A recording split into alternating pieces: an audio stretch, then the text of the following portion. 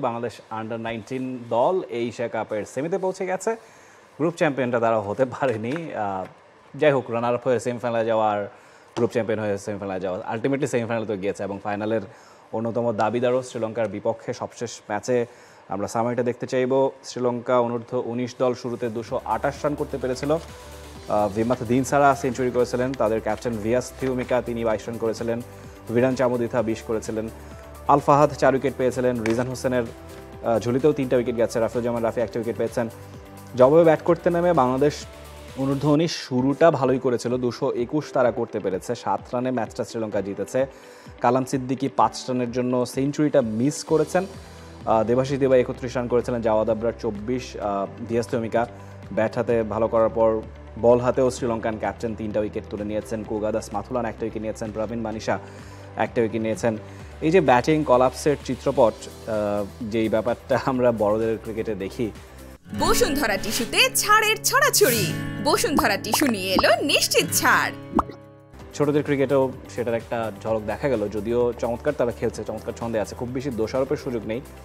তো ম্যাচটা জেতা উচিত ছিল, 229 রানের টার্গেটে আপনি 221 পর্যন্ত গিয়েছেন, 3টা বল বাকি ছিল, হয়তোবা ম্যাচটা জিতলে একটা বুস্ট পেতো সেমিতে যাওয়ার ব্যাপারে। গ্রুপ চ্যাম্পিয়ন হয়ে সেমিতে যাওয়ার মধ্যে ব্যবধান এইটুকুই, সাইকোলজিক্যালি আপনি হয়তো কিছুটা এগিয়ে থাকবেন। এক্স্যাক্টলি, দোষারোপ করার জায়গা নেই আপনি বলছেন, তবে আমার কাছে মনে হয় দোষারোপ করার একটু জায়গা আছে। সেটা হচ্ছে যে প্রথম দুইটা ম্যাচ যখন জিতলো সেমিফাইনাল, তো তখনই নিশ্চিত হয়ে যায়। তখনই আমরা দেখছিলাম যে প্রথম 2 ম্যাচে দেখেন মিডল অর্ডার ব্যাটারদের থেকে কোনো রান আসেনি। এই ম্যাচেও দেখেন কালাম সিদ্দিকি রান করেছেন, প্রথম ম্যাচটাতেও ব্যাট হাতে কালাম সিদ্দিকি রান করে দিয়েছিলেন।